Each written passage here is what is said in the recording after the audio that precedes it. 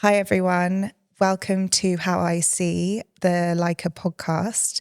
I'm your host, Louise Goldstone, and I'm really excited to be joined today by Davide de Martis at the Leica headquarters in Wetzlar, Germany. Welcome, Davide. Thank you for being here. Thank you for having me. We're going to, of course, talk about your photography, but also your approach to your work, where it all started, and how finding your own visual style creates the most authentic version of your craft and more. So yes. Excited. You describe yourself as a human and car portraitist. How did these two worlds collide for you? Well, that's that is a term that defines definitely what I do. That what I've been doing probably in all of my career. I mean, from start to where I am at right now.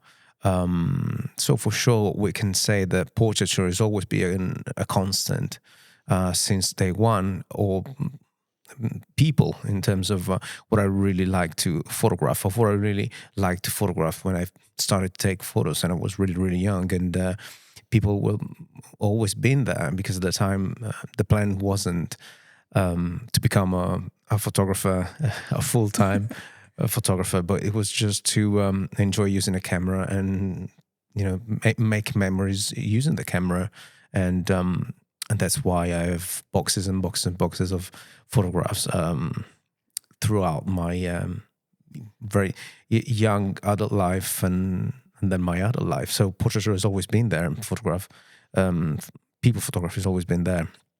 And so basically there was a time in my career where I'm not saying that I got fed up of taking photographs of people, but those interaction, when I started doing that for my photographic series linked to portraiture, let's say they took me to a place where I felt like a bit drained because I've talked so much to people and explaining what I wanted to do with portraiture and what were my what was the fil rouge throughout my photographic projects on portraiture.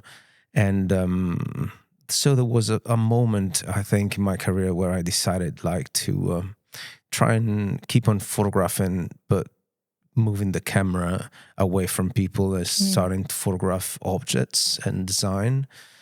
And I had a blog at the time where I would take, I would just post photographs of, people were there, but mostly of like everyday objects and nothing really that authorial or authentic, but it was just something that I still do nowadays. And something that intrigues me, I just take a photograph, even if it's an object. And I always like good design.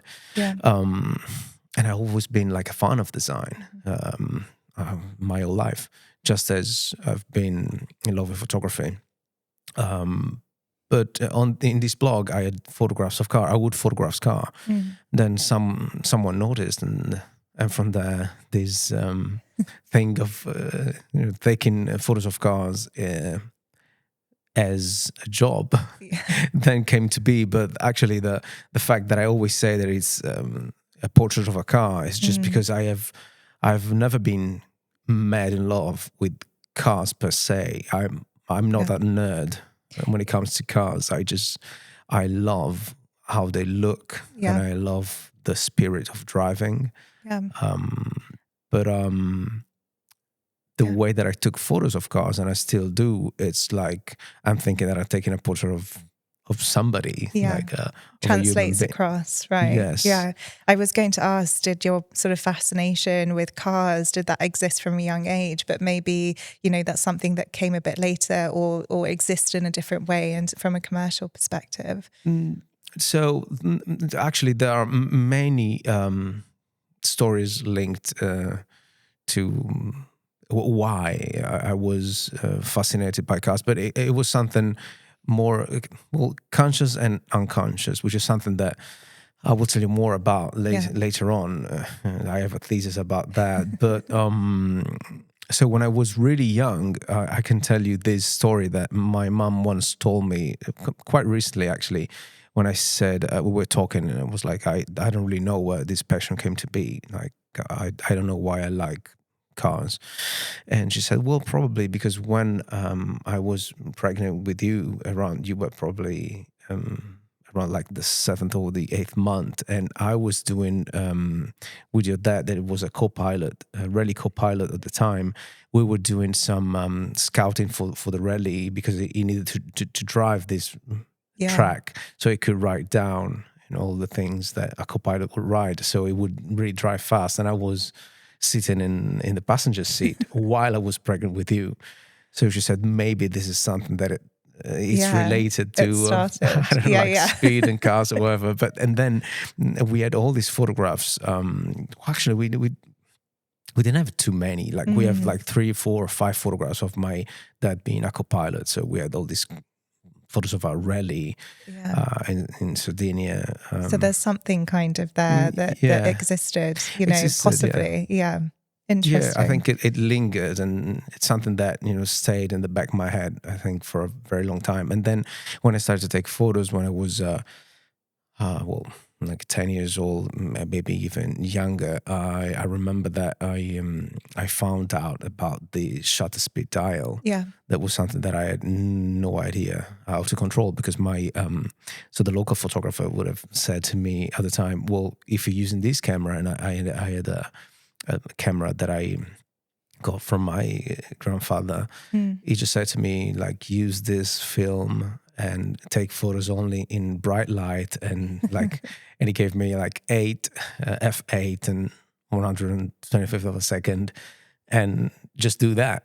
And then after a while, I found out that I could eventually like freeze time. So I would like be looking outside the window, and I would like take photos of cars passing by, just because I knew that I could freeze that moment in my head, even though the cars were going, of course, not that fast. But in my head, that trick was, made me really super excited. Cool. To see if those cars were moving or were still. Yeah, absolutely. Yeah. Because I guess that was kind of my interest as well was, what was your first experience with photography or cameras, sort of as a young person? I know you've sort of mentioned being 10 years old and what that kind of, looks like from your perspective, and having your grandfather's camera. So could you sort of talk a little bit more about that? Yeah, I mean, what I can tell you is I can start by telling you that I recently got back the cupboard where I found that camera. So this very old cupboard came back.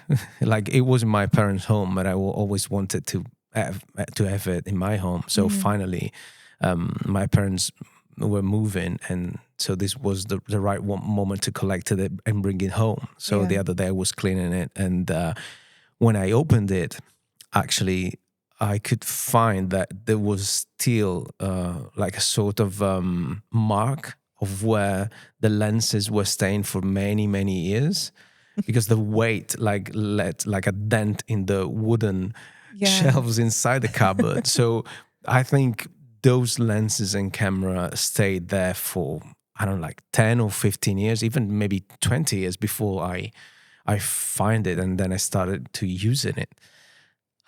Yes, and that was a very long time ago. Like, I think, it would have been around like mid 80s. And since then, I started taking photographs and of anything. Yeah, really. I think it was like kind of an obsession, but I think for many photographers that was the case. I think that anytime the first fascination, I think it's within the object itself. Yeah. As a child, sort of holding this object that you haven't seen before, and that sort of thing. It's and twisting the dials, and it's something that it's really, if you think about like children's toys nowadays, especially of young ages, they have these some sort of boards when they have like these switches and knobs that make different noises. Yeah. So at the time there was nothing like that, and that object had it all. If you think about it, like you have all these like fidgeting dials and knobs, and where you twist it, you can hear a clicking noise, and then there was the shutter, and then there was the how do you call the Yeah. I thing, know exactly. the lever. Yeah. So it was like all this tactile experience, and I think that at the time I was really intrigued by it. Yeah. And then from there, it never stopped. There were moments where I would not use that camera just because it was way bigger, way heavy, and I found out about small compact cameras or disposable cameras, and I always used them for many years. Before then, I decided that photography would have been my thing. You're from Sardinia in Italy. What impact did growing up there have on your sort of view of the world? Well, that's a very good question, and I think it's like probably the question that makes my whole way of seeing probably the world and photography itself. Just because it's living in an island, being born and grow up in an island in a small town, has its own perks for sure, but when you are not aware of what's far from the island, when you're not aware of what's behind the wall of sea that separates you from the rest of the world. And normally when I was really young, I would enjoy it because probably I was just naive that I had no idea that I was living in an island. But then slowly growing up, I think I was, I don't know, maybe like 14, 15, when you start to realize that there's a world out there. And the fact that anytime that you reach the sea and you would look, at the horizon, you're like, this is the end to me. There's the end of the known world. And that really struck with me for a very long time and resonates. And while people were having fun during summer, going down at the beach and having fun with friends and swim, to any time that I would go there, it was like, again, I'm here.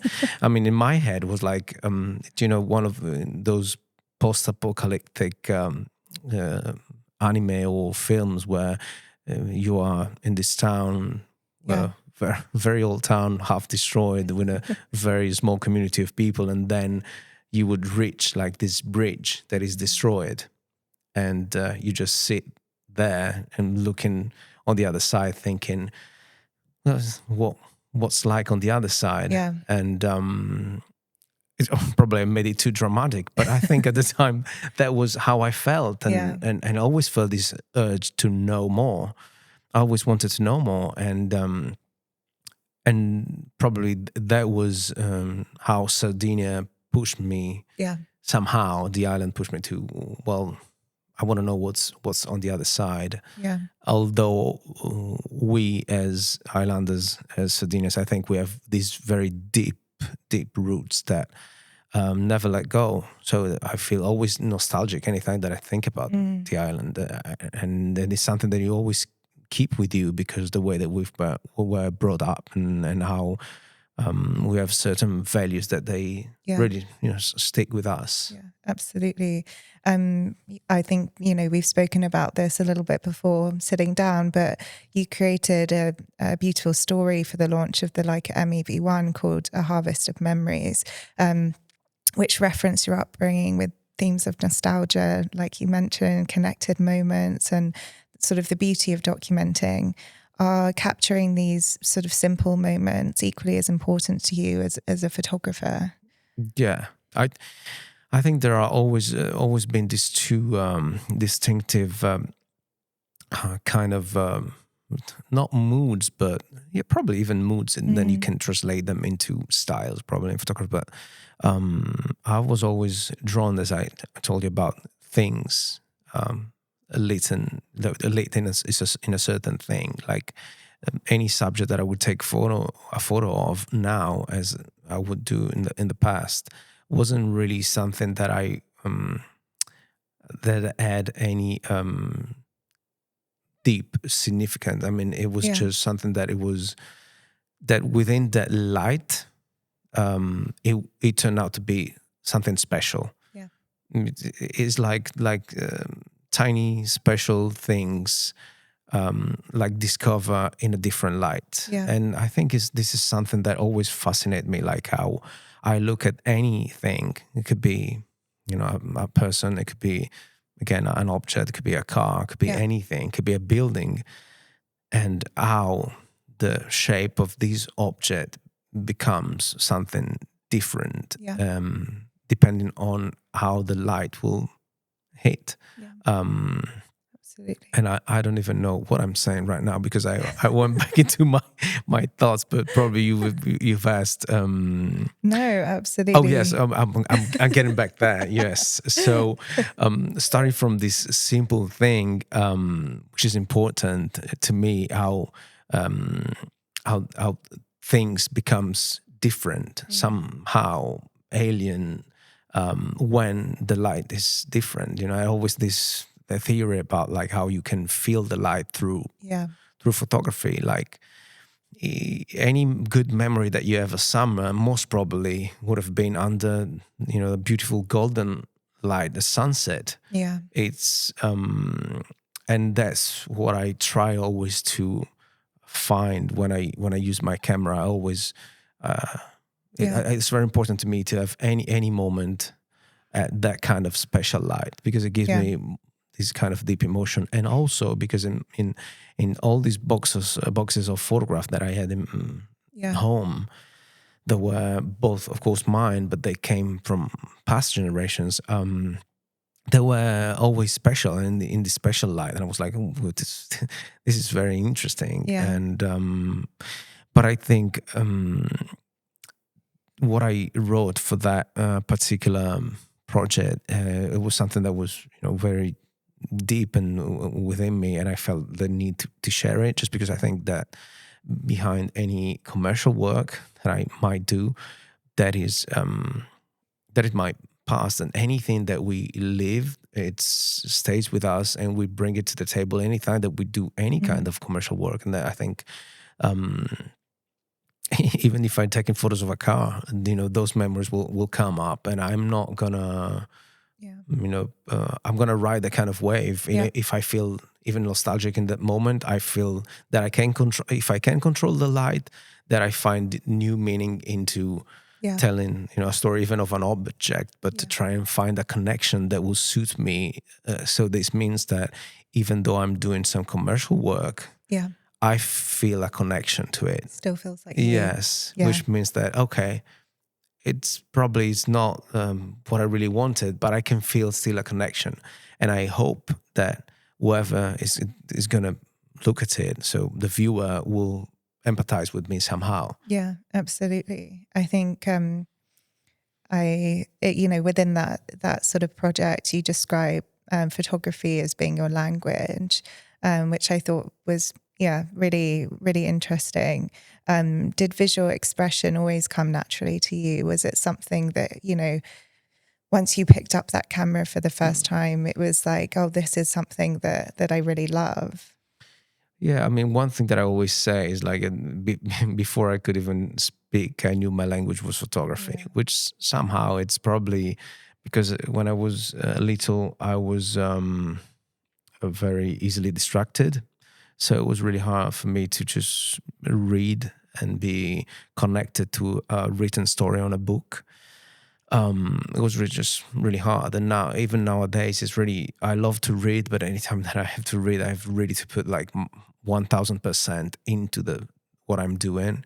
That's why images were always my thing. I could relate way more to images, and produce images was very easy for me. So it was something that it was always probably been there, and I grew up with it. And like I vividly remember what influenced me when I was a child. Like I perfectly remember the first time that I've watched like Nausicaa from the Valley of the Wind,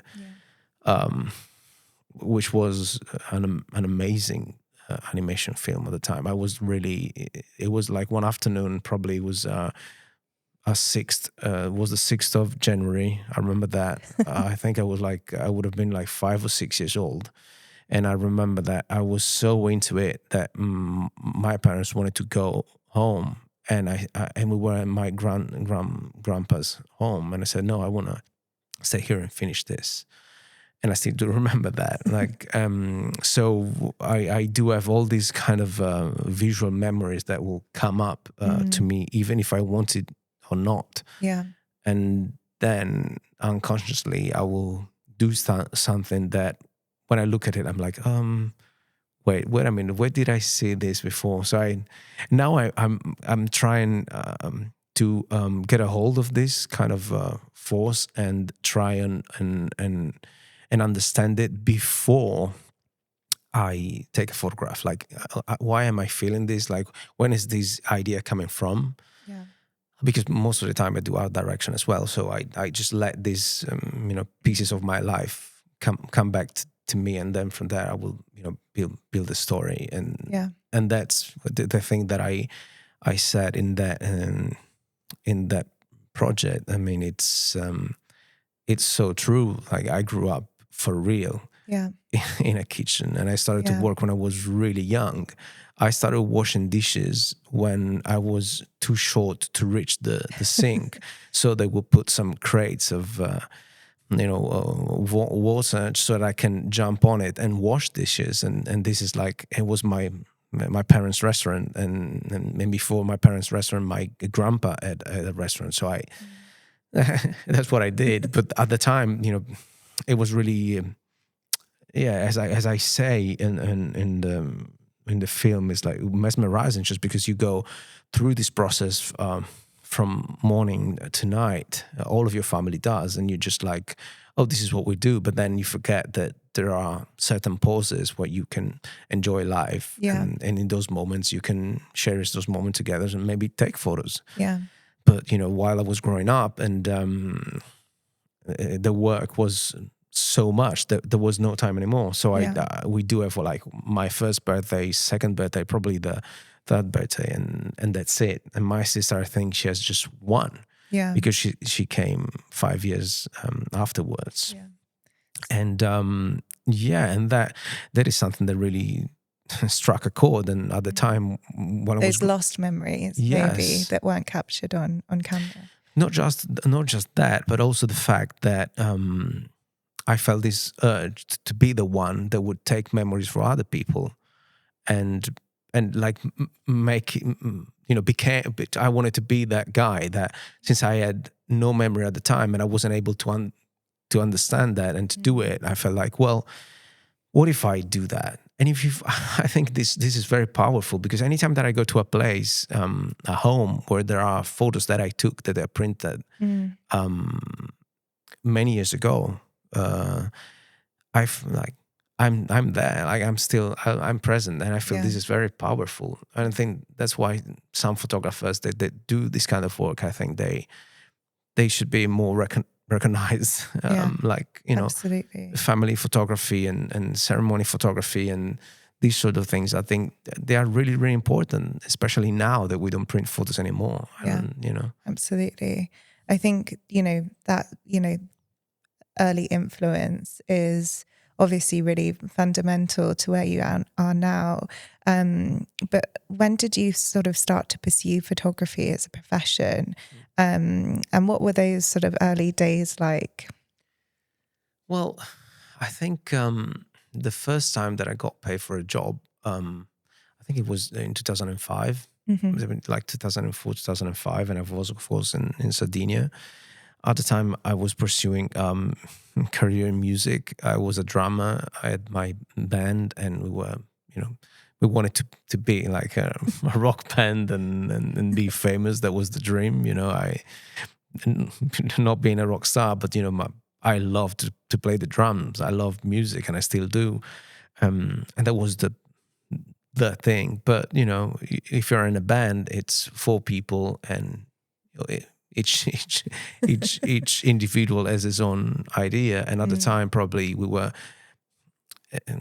banging our head against each other, just because it was a moment where we could not really get together and decide where this music would gonna take us. So we were slowly deciding that we would have done different things in life.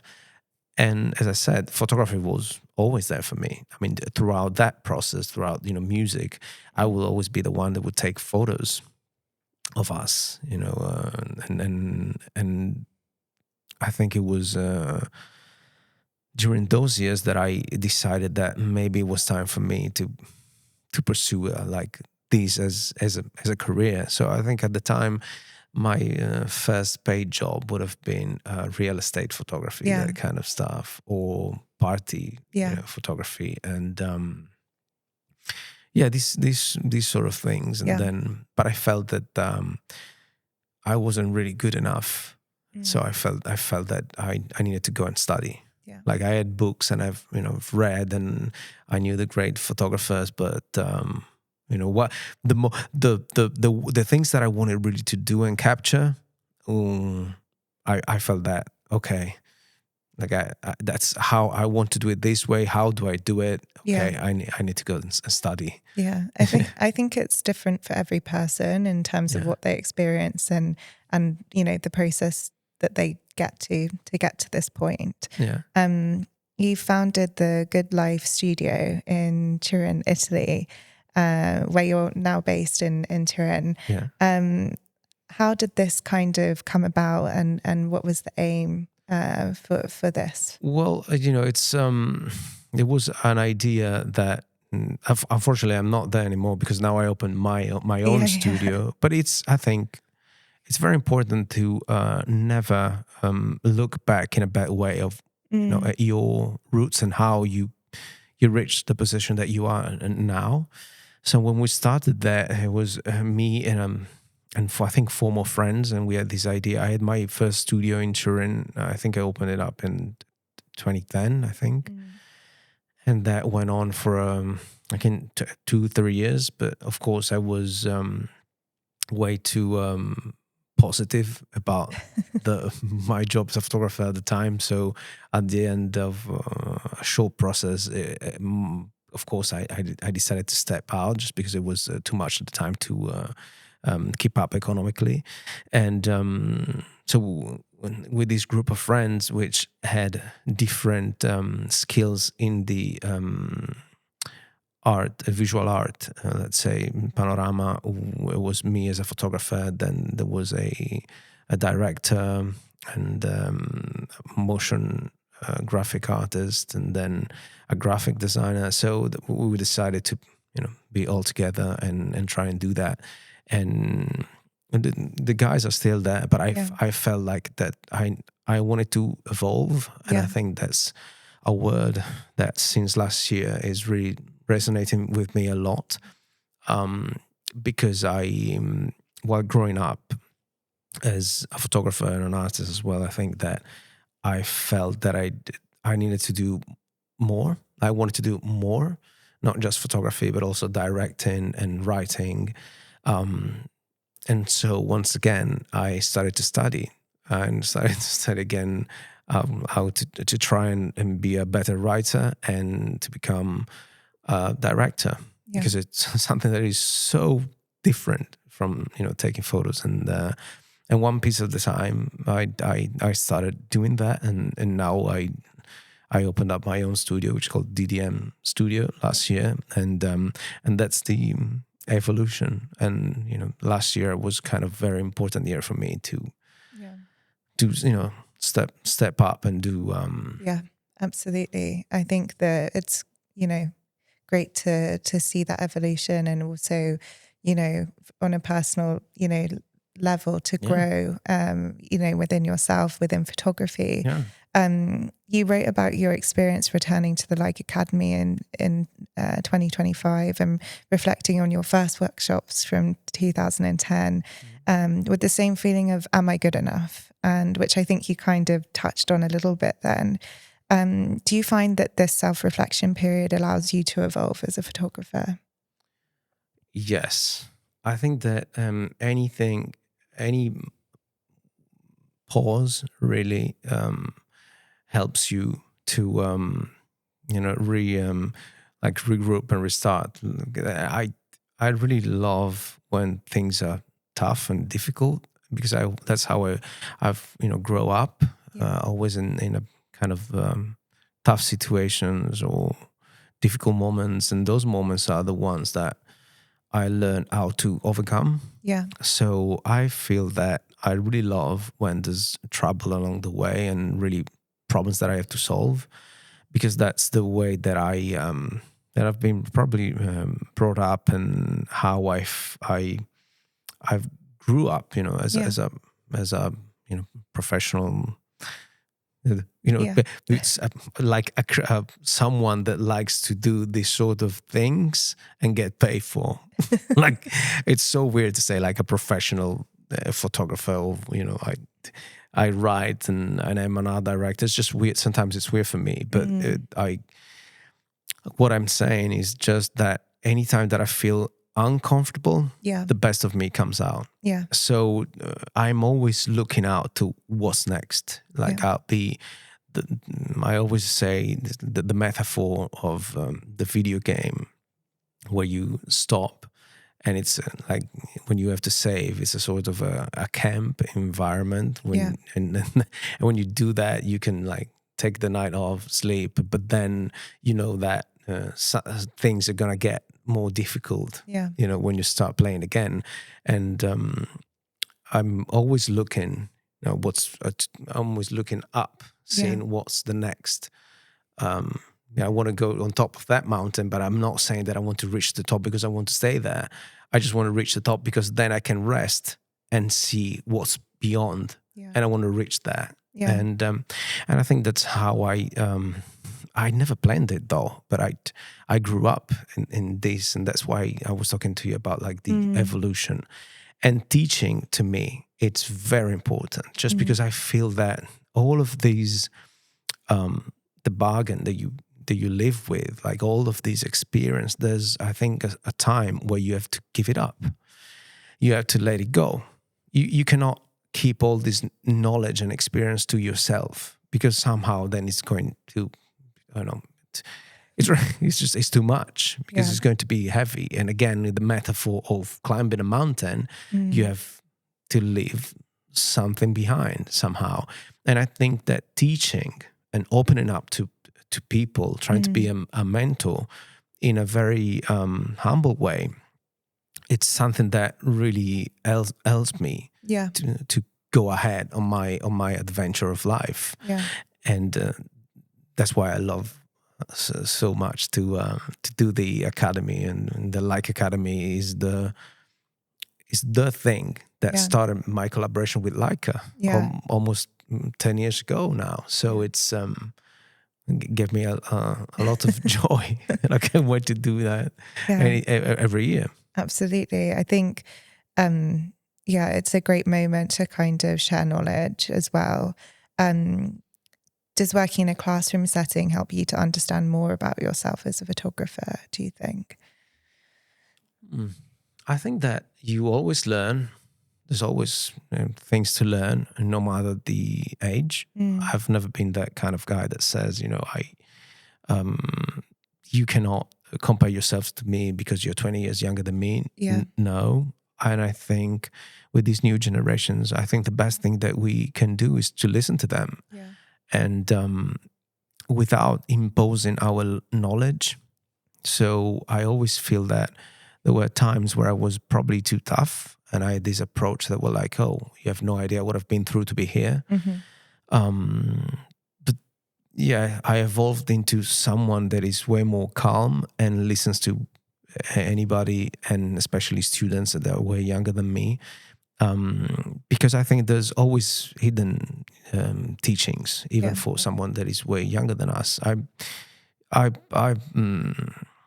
I'm not a father, but I have many friends that are a father, and we talk a lot. And I always find that somehow through being a teacher, I feel like connected somehow with young people, and I feel this need to help even people that are around me, because sometimes I have more experience even than a young father, because I've been talking with the young and upcoming maybe photographers or even the students, and that helped me a lot.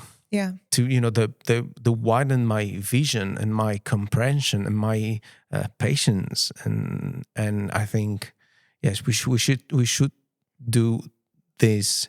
We should talk and understand and listen more to young people, and we should connect more with all the people as well. That's what I feel. Absolutely. You mentioned earlier that sort of like the Leica Academy brought you together, or brought you to Leica in a way, but obviously you were using Leica cameras and lenses or whatever beforehand.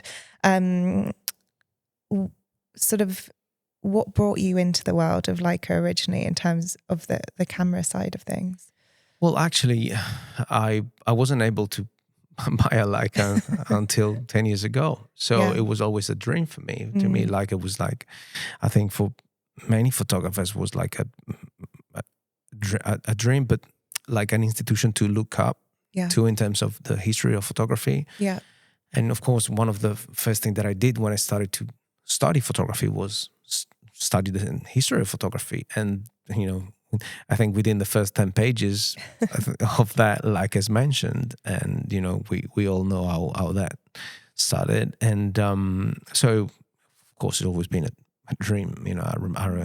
I remember I wrote something about this in my Substack when we did the launch of the MEV1.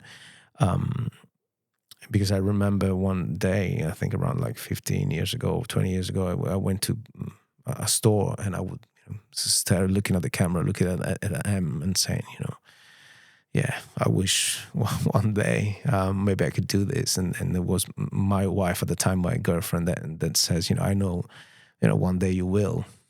And that was kind of amazing to me, when you live these things, you like... something very emotional. So the other time, it was just a dream, something impossible, like this beautiful camera inside this glass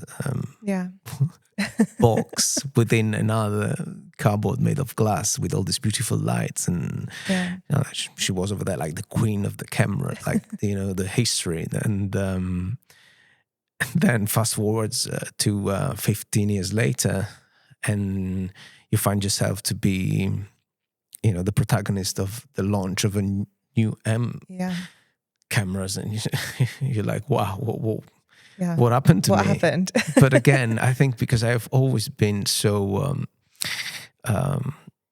focused on my path, in that mountain, looking up, that even when this happened, I was like, okay, what I want to do now.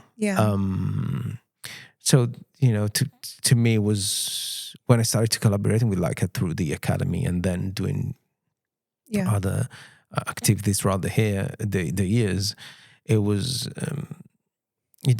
this amazing thing that you are part of a family. And to be recognized that one of the family is something that probably is the most beautiful thing and the most important thing. If you take all the fancy cameras and the beautiful lenses, but then you feel that you are part of a group of people that are rooting for you.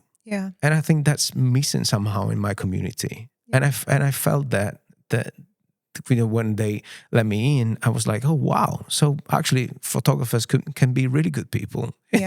While in the past was like, oh, they felt like that. I don't know. There was always this fight, and like, oh, you're doing this and that, and people feel like jealous. I don't know. Sometimes it's like that, and I wish that I think photographers should be all a family, and we should all root for each other, and we should all be together and encouraging ourselves, because it's hard, and I think that most of us had a very tough life. In the past, and I can see the pattern, and I see in many of my colleagues, and that's why we should help each other. No, I completely agree. Of course, just sort of switching it up a bit and looking at your style of photography, you create this sort of certain cinematic feeling with your photographs. Where does that kind of inspiration come from? Is cinema a big part of your inspiration, and where do you draw that from? Yes, it's definitely is. Like, I think the two main sources of inspiration for me, probably the first would be music, but then cinema has always been there. Like, I always been there. Like, I love science fiction, anything, um, and so that again, when you're young and you start looking at films, and you fall in love with those films, especially in the 80s and 80s and 90s, all those Mm. science fiction, amazing films, and that cinematography. That is something that at the time you don't have that knowledge to understand which is which and who's doing what Yeah. in cinema. And then growing up, I was like, oh yeah, I want to know more. But anything that I do, when people say, "Oh, your photos look so cinematic," is because that mostly I shoot wide open. Hmm. So that is the first, like, kind of the cinematic look. And then I'm very picky about composition. So I think I'm sometimes even too much of I put too many things in order. Hmm. Again, I don't do that consciously. Most of the time I do unconsciously. Yeah. And then I think that is another element that comes from cinema, Yeah. but also from photography. But then the color element, definitely that comes from cinema. So the way that I do my composition for color is linked a lot to.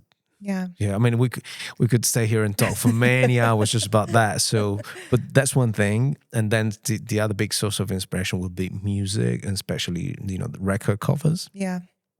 So, growing up, I would love record covers, and I wanted to know why there was that kind of photo or a visual art was there linked to the music. Yeah. And yeah, for instance, one of the things that I always wanted to do was like to work on album covers, and I did just a few. I wish I could do more because I really would love that, because I have my passion for music, and being a musician, even though I don't play that much anymore, but I have a different sense. When I listen to music, I have a different feeling from Yeah. who does not play, most probably. And yeah, I mean that is a big inspiration. So sometimes when I do take photos and I do have time to work on composition in that direction, Hmm. I would have like certain music in my head.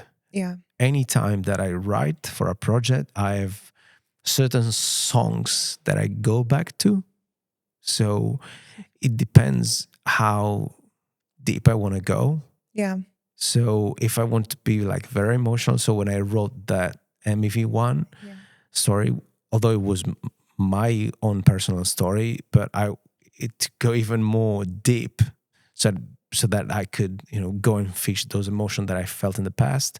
I would listen to sad piano Yeah. songs just to ease a bit of pain in, and then let it linger in those words. But I think that I'm fine with that. I love that. And I remember when I was reading the comments down the video, I think someone wrote, "This is very, very beautiful, although it makes me really sad." Mm. And that's it. I think that was the best comment, Yeah. just because it is. That's life. And I think Yeah. Shout we out to sh- that person. yes, I think that's amazing, because we're laughing, we're crying, and life goes in the middle. But I don't. That was really good. Like, and I'm happy that I've reached a point where I was able to tell my story without being insecure about it, and see that throughout the images and music, you can see the beauty, but you can feel the pain. Yeah. And it was not made up. That was all real. Like what I say is all real, and I think that hopefully that connected with many people. Yeah. Yeah. Absolutely. We have a segment in this podcast called Unframed, and it's a sort of moment to sort of get the backstory behind an image and what it is and all of that sort of history or context, I should say, actually. And you sent 2 images, which I thought was very fitting, seeing as we'll talk a little bit, more about your work and sort of what you've worked on. But I thought it was fitting because you are obviously working with cars and with people. So the first image that I'm sort of looking at in terms of how I would describe it, is sort of this very cinematic scene. There's someone wearing a mask with antlers, sort of cowbells around them. They're on the floor. There's people out of shot with their hands coming in. It's a very sort of chaotic scene, but there's also a sort of cinematic beauty to it. I just wanted to hear a little bit more about this photograph. I love the way that you describe it without knowing what it is. Yeah, because I have no context right now. Yeah, and this is incredible. And the first thing that comes up to my mind is that why did I decide years ago to remove those photographs from my website? I'm that crazy. But yes, so that there is a photograph that I think I took in 2011 or 2012. At the time, I was working on one of my series related to this, a long series of portraits that are all related by one common topic, which is wearing a mask. Whether you wear a physical mask that is there, or you are trying to impersonate someone that you're not, which means that under the studio lights and while I'm taking your portrait, you're trying to have another personality that is not really fitting to your art for real. But, in these days of digital era now, it's like super common that your face is not even your real face. Yeah. Like in South Korea, you're allowed to use a modified image as your ID card image, which is insane. And a long time ago, almost 15 years ago, one of my projects was called Social Portraits. I'll just quickly tell you what it was. Because when I say wearing a mask that is not physical, is that at the time, I think Facebook was coming out, and more people were using Facebook and using an avatar, a profile photograph. Now we call it profile pic. At the time, my friends that had a very good photograph taken by me, they would use it as their profile picture. So I was wondering, well, how many people now would like to do that? And the question was like, at the time, when I was like 20, 19, I don't know, very young, we would not take a self-portrait of ourselves. Like, why would you do that? Like, why would you put the camera on a tripod and take a photo? Unless you were like someone, like an artist that would do some work on it. So we would go to the photo booth and take our photo taken because we needed it for our ID or a driving license. So I was really intrigued by it. And I was like, what if I try to get a pool of people which are not in my circle and try to get them involved in a project where I take the photograph and then I will talk to them about how they feel about, have their portrait taken and why they're doing it. So I did that. I contacted an art gallery and I contacted an editor and I said I want to do this. And then I contacted one of those websites like Group. Groupon? Yeah, that one. Yeah. And I just said, I want to do this, and they said, okay, we can do it. So I wrote the project inside the whatever the offer that you could buy, and many people bought it. So all these people, there were like 150 people came to my studio. I took their portrait as they wanted, and then I have asked them, can I take the portrait for my project? And I asked them a questionnaire, and most of the people at the time, I think it was from 2010 to 2013. And then I did an exhibition in 2013 for this project. And most of them, they said they would use it for social media. So it was like a very long experiment. But the funny thing is that most of them would come to the studio dressed somehow as they would never, be dressed, or wearing something, or like wearing makeup even though they would never wear it, or wearing a tie even though they would never wear it, and then take the photo that way to try and impress somebody else by using it as a profile picture on social media. That was to explain what I mean, not wearing a mask. So that particular project was easy because people are wearing masks, and Sardinia is very famous just because a lot of Sardinian towns have their own carnival. Okay, yeah. And this happens during February. And near my hometown, which is called Macomer, there are many different carnivals. So that one is from a place called Ottana, which is like a 15-minute drive from my town. And basically what they do, their carnival is called Boes and Merdules. Boes and Merdules. So there are these two figures. So the one with the antlers is a boy, which means cow in Sardinian language.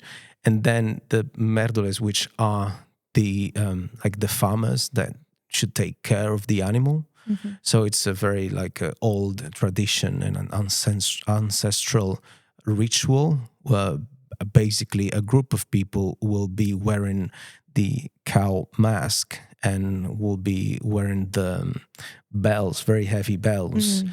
And what they basically do is they do a kind of dance where they simulate that they are the cow.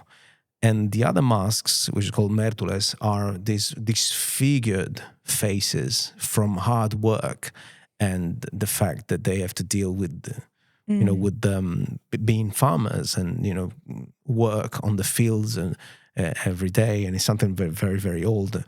And basically what they do is that over there they are playing somehow, and that's what they do during the carnival. So the cow, which is the beast, would start playing with them, teasing them, and then eventually the other kind of mask, they try to tend to the beast, so they put it to the ground, and they have this kind of whips, so they they whip it and they keep it down in the ground, and it's beautiful because it's a tradition that keeps the old town together for throughout the year. Basically during the rest of the year they build the mask and all the costumes with everything is handmade. With an astonishing cure.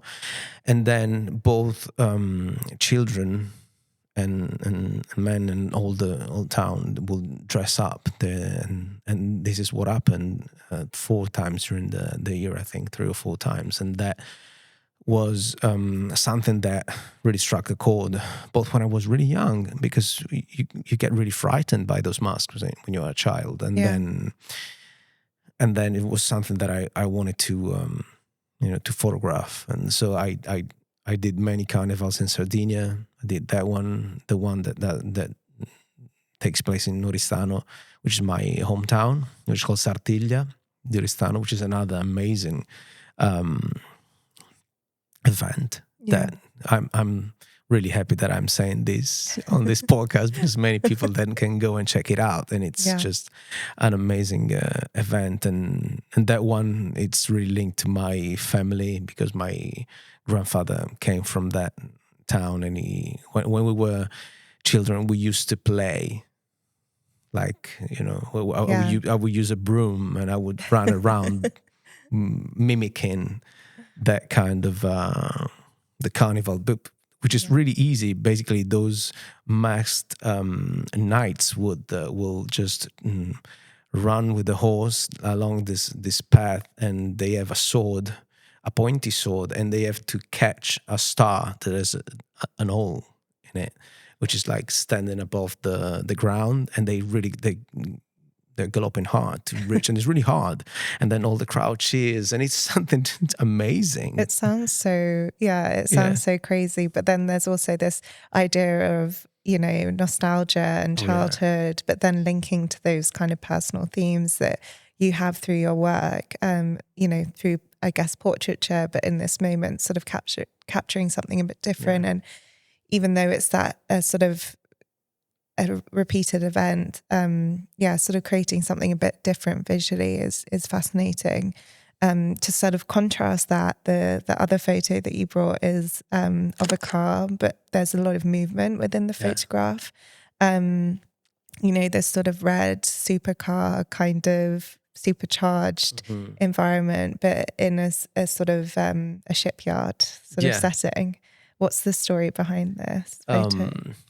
So I chose that one just because it's in complete like antithesis in terms of like a technical aspect in photography. And I think that it's something that, again, is linked to evolution, is linked to how I started and where I am at, probably where I was at the time. It's like, I think it's an image that I took 4 years ago or something.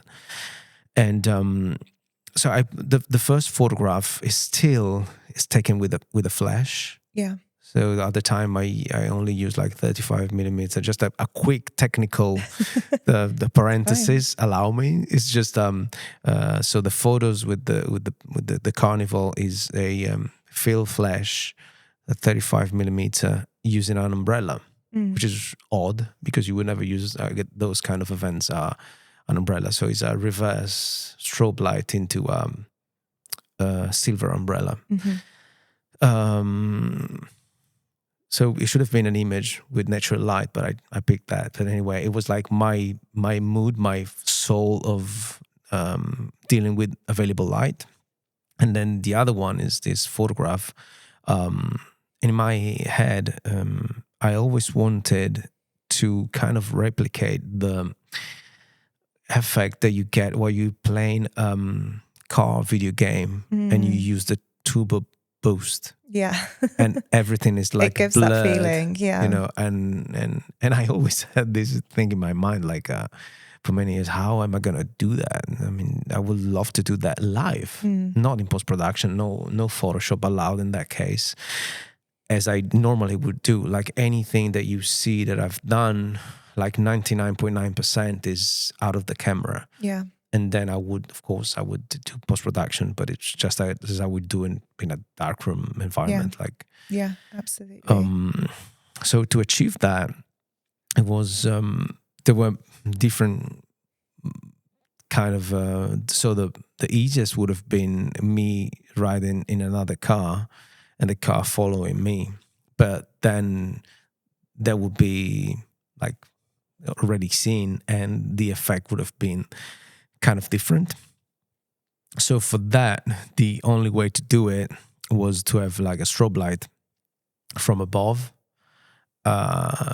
In a very short time, I needed that. I had no way that I could place someone with a flash being still in a place, because I wanted to have creative freedom to move around and not just have one photo in one place.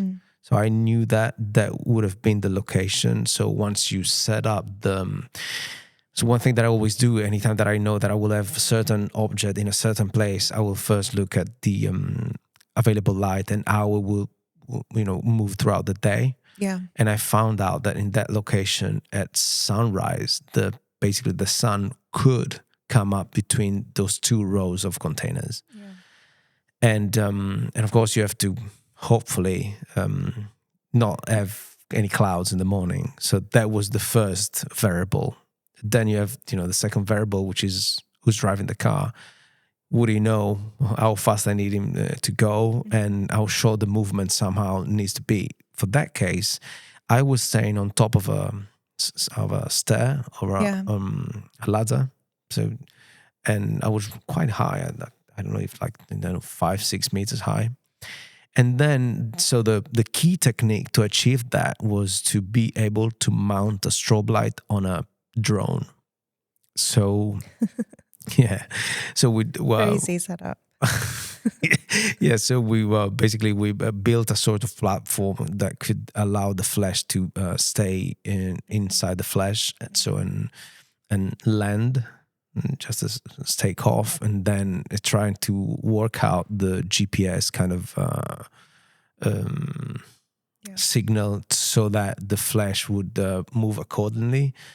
And so that was the second variable. So the drone pilot would need to look at the drone just with his control. Yeah. There's no camera on it, so you had to basically look at the drone and hope that the light was perfectly aligned with the car when the car was moving. So basically, you say the car comes towards you, not too fast, so that means that you need to work out your speed of the panning technique, and then you have a radio trigger linked from the camera to the flash, and then you just freeze the moment that you need. So you have to set up the either first or second curtain within you want the the ghosting in front or in the back, depending on how creative, which kind of creativity you want, and then you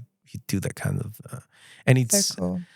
Yeah, so I chose that because probably that is like the complete opposite, and so even though I love those moments that I was telling you before, the feeling the light and blah blah, but then I really love to play around with with the camera and what the camera can actually do with the physics that we have on board without any AI or post-production tools. I really like that when anytime that you do that live, it's beautiful. I mean, it's amazing. Yeah, absolutely. I think the your car photography often brings together a sort of feeling of lifestyle, advertising on some level, but also a documentary sort of feeling.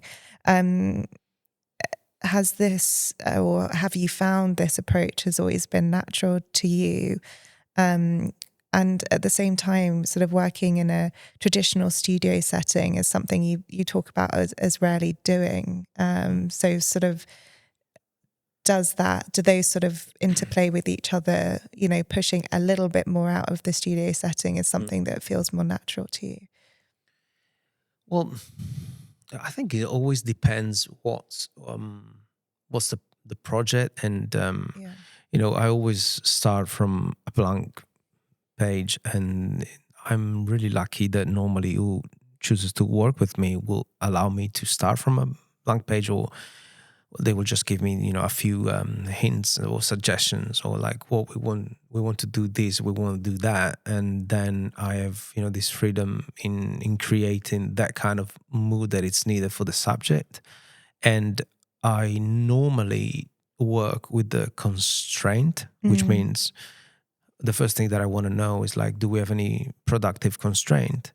If we do have constraint, then I have to modulate my offer based on that.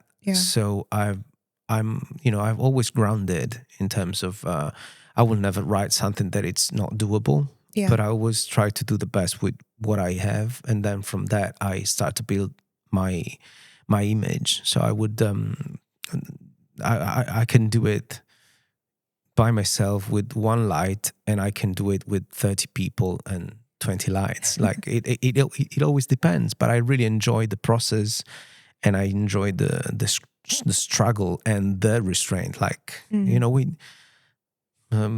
might be the studio, but maybe the studio is not the right studio, so I have to figure out how to take that to my advantage. And I always try to find to turn all the negatives, so the constraints and the restraint, into positive, so that will just allow me to go minimal, yet impactful.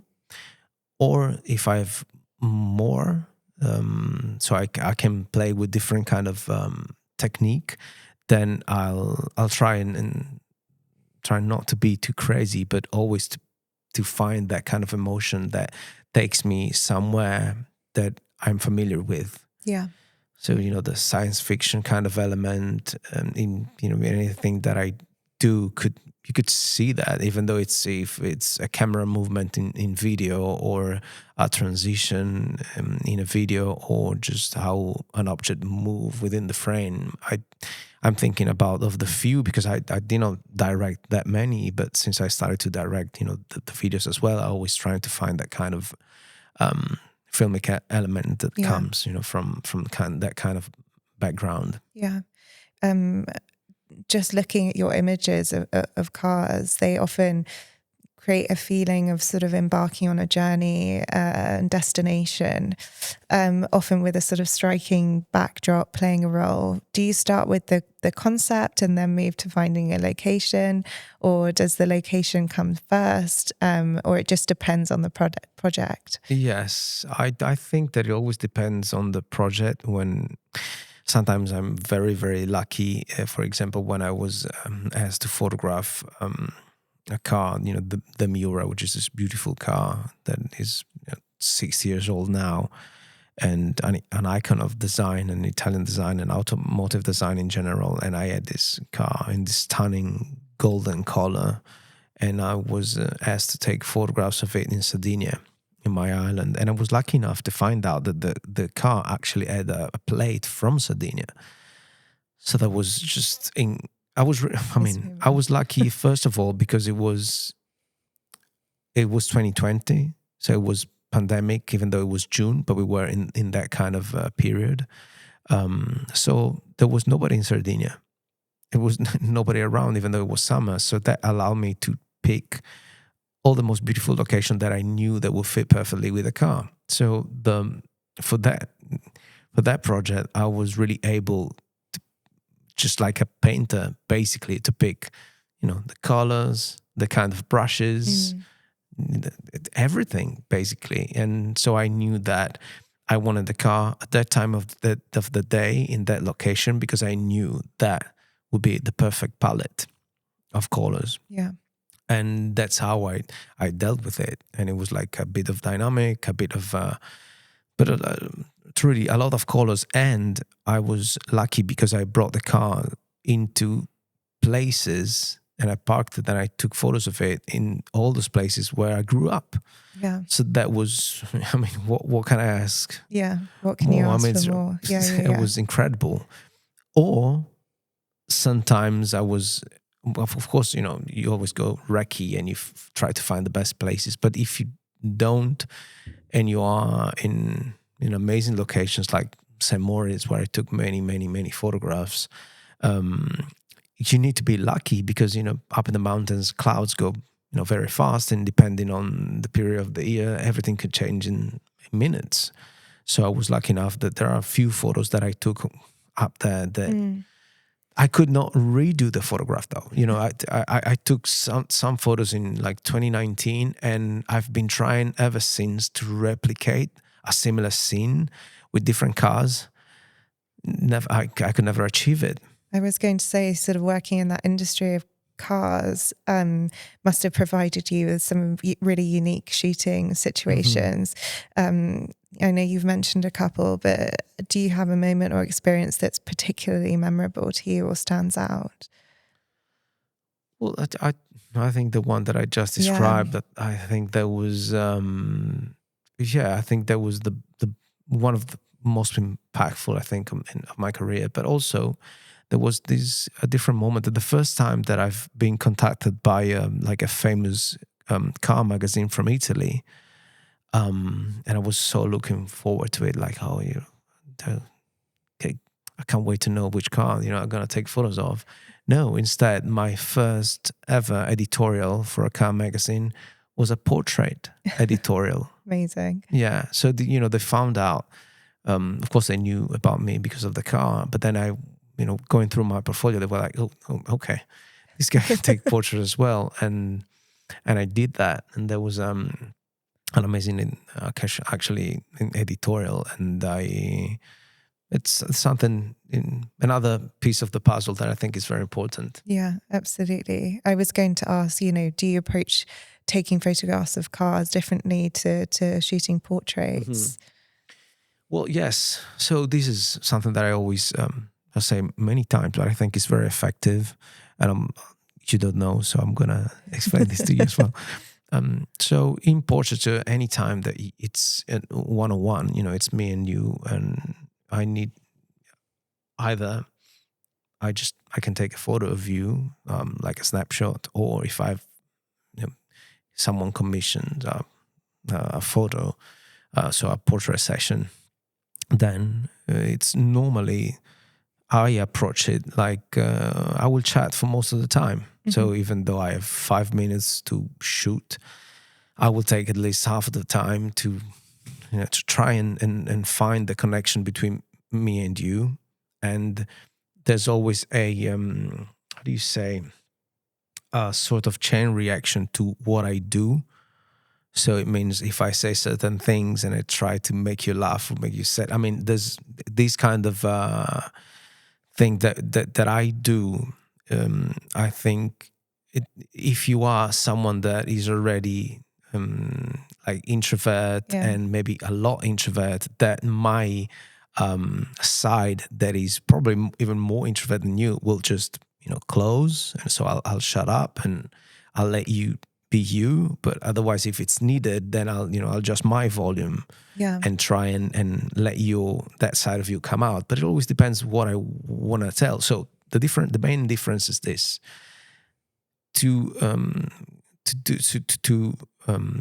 take a portrait of a human being. It's up to me even to get those emotions out by talking to you, interact with you. But it's something that you cannot do with an inanimate object. Like I can't try and make a car laugh. But what I can do through photography and through the lenses that I use, I can try and make the car like smile, which means, if I take a photo of the front of a car, like a full front or a 3/4 front of a car, if you go low, then somehow, the bumper becomes a mouth and then you see it smiling more. Yeah. So the difference is, if I take a portrait, I will be me and you sitting in front of you, or slightly moving in front of you in an angle of probably 15 degrees or so. Yeah. Okay. And I do move depending on how the light is hitting you. But for the car, I can ask, and then I can tell you, can you turn your head a little bit more to this side or that side, and chin up and chin down? I can do that. But I cannot say that to a car. Like move up, move down, or tell a driver, to do these things. So you need to move around way more. So, and you need to observe way more. And it's not always the same. So a car could look good from this side, while another car could look way better from that side. A car, even though we don't normally use wide angles, sometimes there are cars that are way better with a you get close and use a wide angle and it's way more aggressive than another one. Like if you use a wide angle to shoot the back of an SUV, even a sporty SUV, if you use a wide angle, it could even be a 21 millimeter, it suits the car. And the designer will be happy about that. But if you use a 21 millimeter on a supercar on the bonnet very close, that's not good. Like you're killing the design, you're killing this. I love these kind of references of like which lens to photograph which supercar. Or it's such a unique sort of perspective. Sort of looking at the people that you photographed, that includes David Beckham and Charles Leclerc. Do these portraits feel more intimidating, or do you switch into the zone and just treat them like any other shoot? It always depends. I think that I feel that the most intimidating photo shoot in terms of portraiture are the ones of CEOs, actually. The corporate CEO that has 3 minutes, and you get into the place where it's supposed to be, and then the assistant will say, look, he doesn't like to be photographed, and even though he has half an hour, he will tell you that he doesn't have half an hour and please, you have to make it work. And then we'll tell you he sweats a lot, but a lot, and he doesn't like flesh, and then he closes his eyes. I mean, there's so many variables, and then you get in, and it's true like that, and say, okay, I don't really like to be photographed. I'll give you 3 minutes, make it look good. I hate it. And, then you start your boxing competition. Intense shoot, I think that is the most difficult thing ever, because you have to keep your cool. you still in those 3 minutes you need to find that connection. These people, they don't really like to be photographed. They don't have that time, but they need that. And sometimes it's even for a cover. Yeah. So that's, I think, the most difficult thing. Although, so in the meantime, when you shoot someone that professionally does that for a living, so to be photographed, they know. So they, like, if you take David Beckham, it was amazing. Like, it was the chillest ever. And, we could talk, and I suggested that he would wear something different because it would suit better him in the car. So it was very chill. But then, of course, it's not that like this all the time, but I think, long story short, those kind of portraits are way more intimidating to me than a celebrity. Yeah, absolutely. I think that sort of led into my question sort of around, are there particular kinds of people, personalities that you find especially interesting to photograph? And I know you photographed, over your career, a lot of different types of people, from, probably, like you said, CEOs to celebrities to, just the people coming in and for their headshots or, whatever it is. Is there, or, even just street photography, let's say, and people from that perspective. Is there sort of one that you find especially interesting, or type, a person or personality? Well, I think, so anytime that it's, there are, a few moments that I think comes to mind that, of course, it's very easy when you have to photograph a model in an amazing location. It's really easy. Like, everything is beautiful. So it's, or like you're taking a photo of a supercar in an amazing location, or a car that it's with a beautiful color. So you forget about maybe the design is not the best, but then with that kind of direct, straight light, that red just looks amazing. And but the best is when everything is worse, which means that location is awful, and you have to take a photograph of someone that is not professional, and then that is something that I really like, because I feel like I'm using all of my skills. Like, I'm not just pressing the shutter. I'm trying to mentor these people in, and I always like this thing of, like, let me talk to you. And this happened to me a lot when I was working in the old studio, when I was doing the series that I was telling you about, because those 150 people, they weren't professional. They were normal people. They wanted to take the photograph taken, and they wanted to look just as models. And so that was the challenge for me, and I wanted to do that for all of them. Tall, short, but whatever. And I always, and that, allow me to learn a lot about the power of lighting and how can you control light. And that kind of school, allow me to unlock all these soft skills that then, when it was the case of doing that on an object of 5 meters long and 2 meters wide, I was able to do it. I think it's clear that I like to fight. Like, I like a good challenge. I really like that. Absolutely. You talk a lot about finding your own visual style from within, and sort of it being part of you. Is that something that you've learned from experience? I don't know, possibly comparing yourself to others and not finding success in that. So yes, this brings me to my theory that I call feel the light, but it's not really probably the right name. But the thing is that as I was, one of the first things that I told you was like, my mom told me that when I was pregnant with you, we were doing this, rally test drive with your dad.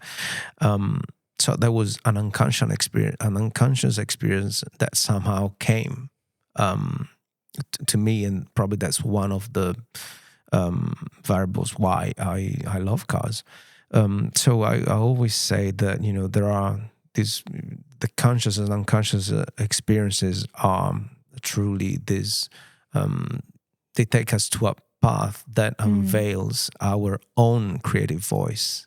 That's how I feel, and that's why I feel that each and every one of us could have a different approach if it listens to the past and relives the past to understand why we're seeing certain things in photography. Like, to me, it was always, why am I taking photos this way? Yeah. Like, why all my portrait series, they are like a field of flesh and everything else is black in the background? And I went on and on and on and on for many, many years doing this. And I was like, well, why? I'm trying to find out why. I just like it. And I remember I had a professor when I was studying photography that was a very good like lighting technician, and he would use so many different strobes. And when he looked at my project and I was using one single flash, it was like, why are you doing this? This is so flat. But then in my mind was like, well, I like this, and I like this sort of figuring, collecting,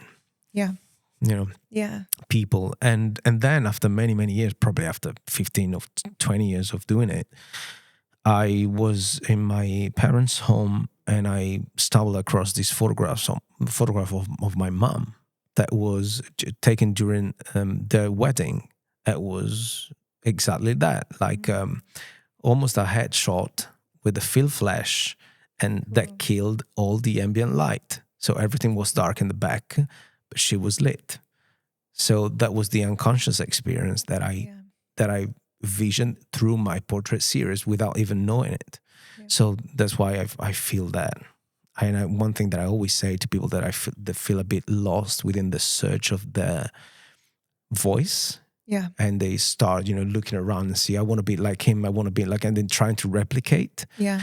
It's like, put your camera aside, hop on a plane, jump on a train, go somewhere else, put yourself somewhere you don't belong as a human being, trying to make it out, bring good memories, and then take the camera again, and you will have a new way of seeing things.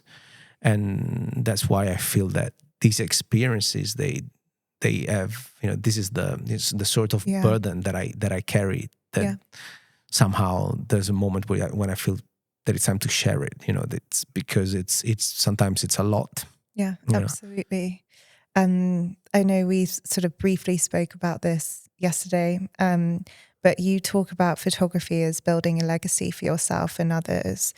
That it's not only about work, it's about memory. What does that responsibility mean to you as a photographer, and how do you keep that alive?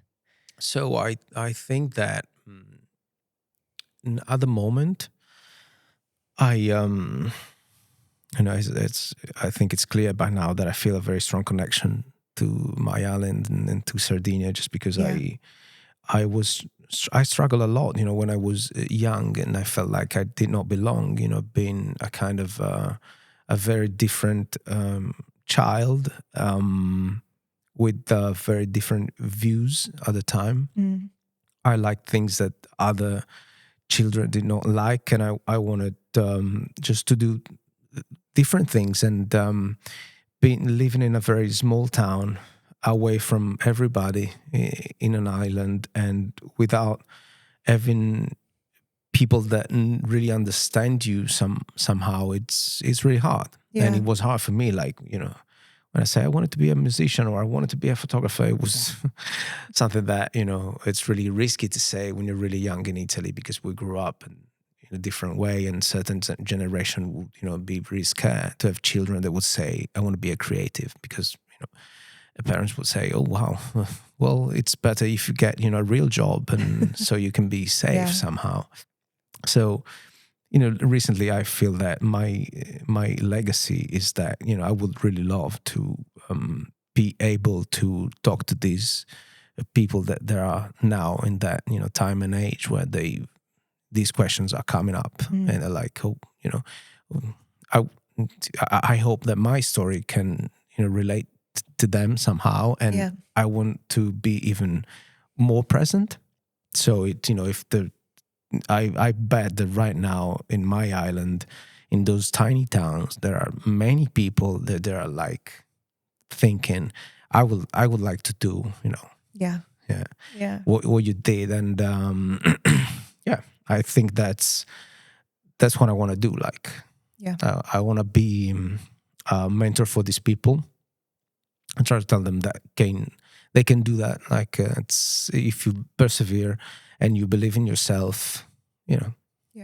Absolutely. you can be sitting here, at like headquarters, talking to you. Yeah. For But sure. coming from a small town in an island in the middle of the Mediterranean Sea.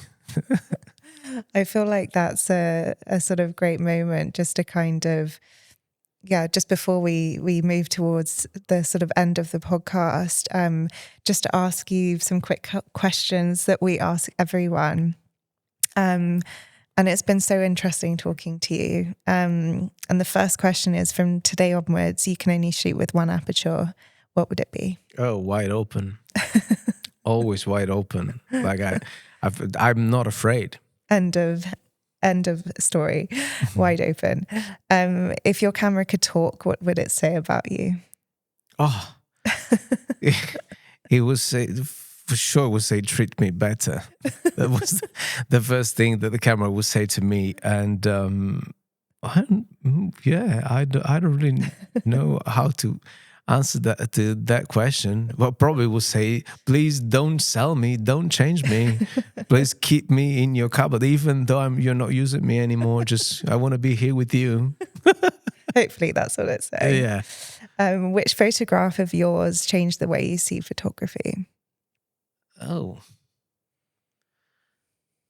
I Hard one. Yes.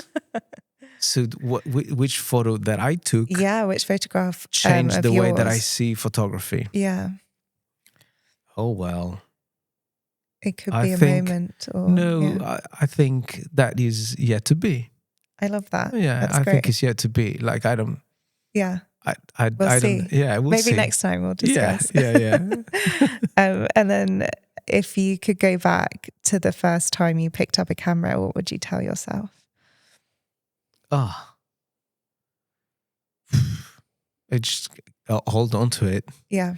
Just never let it go. I think that I probably did that, but there were certain moments that I let it go, probably for drumsticks. But just keep it. Even if you don't use it, just keep it close to you. To just anytime that you go to bed, even though you're not using it, just keep it close. If you only have one, you have a dream, just keep it always close to you so that it doesn't, get out of sight. Yeah. Yeah. That's what I great feel. sentiment, I think. Yeah.